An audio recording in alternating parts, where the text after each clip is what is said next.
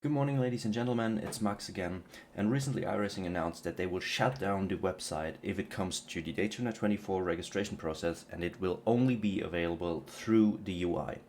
And considering this, I'm going to help you and show you in this today's tips and tricks video how you do that correctly. So without further ado, here's the video.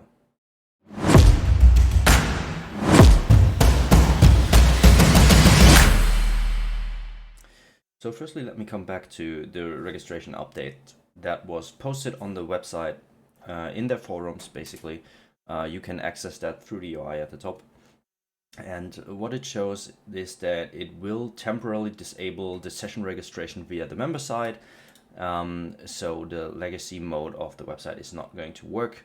And this is a fact from 15 EST, that is 20 GMT on Friday, throughout the whole 24-hour event. So they will shut down the schedule so that they don't run into any issues while the registration process happens. We all know this. The last couple of years, iRacing has not been really that top-notch because it was just too many people signing for it. I think it was 2020, 4,000 teams going in there.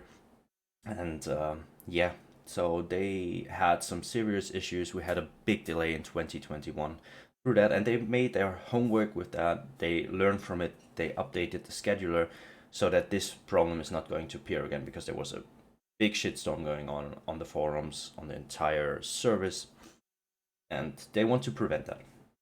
And considering this, you must utilize, they're actually writing that you must utilize the UI for the registration process to this event. So this is not something that I make up.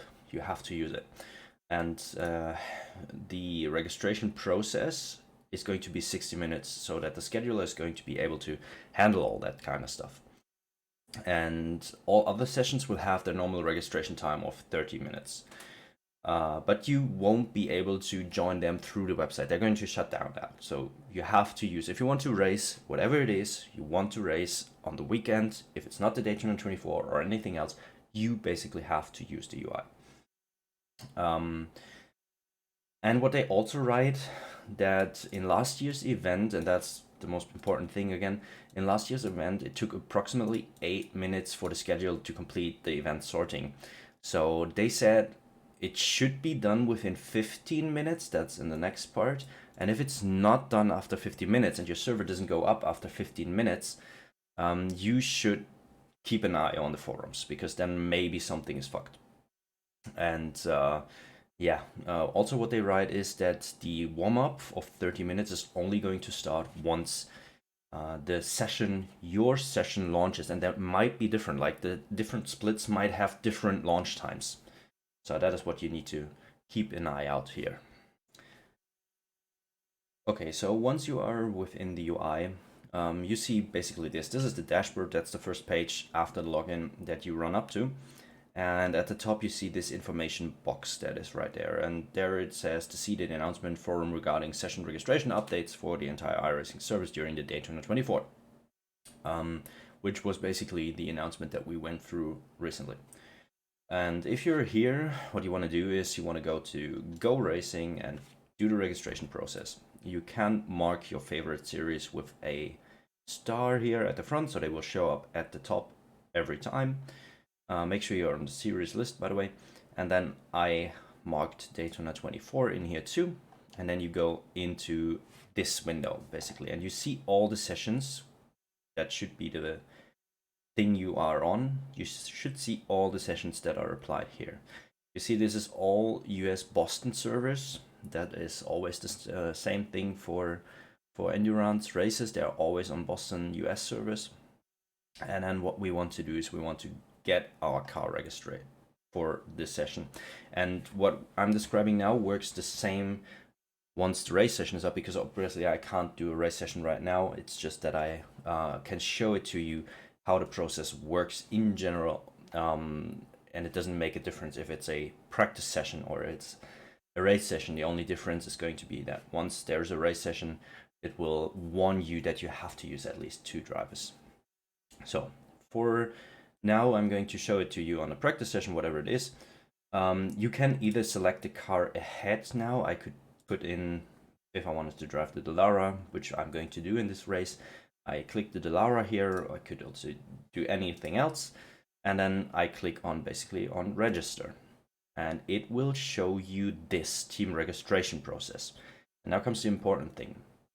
You have to make sure you select the correct team, whatever it is. I take the EU Gold one. And before I click the register team button, I have to make sure that all my drivers that would do this race with me are ticked in here. Like let's say Øystein, Frank, and Casper would do the race with me, then I would have to put all the three of them alongside my name into this and only then click on register team. It will then show you, like let's do it real quick, it doesn't matter. It will then show you that Hydro Race Geodesic Racing EU Gold is registered for the team. You have successfully registered the team. That is what it says up here. And then the only thing you need to do is you need to click on register as a driver. If you are the guy that,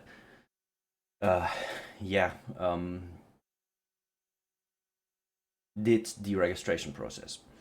For everyone else who didn't do it and wants to just register as a driver and didn't nominate it, like the process is the same thing. You will just see, despite doing this at the top, but despite doing all of this here at the top, this is not necessary if you want to just get into the session as a driver.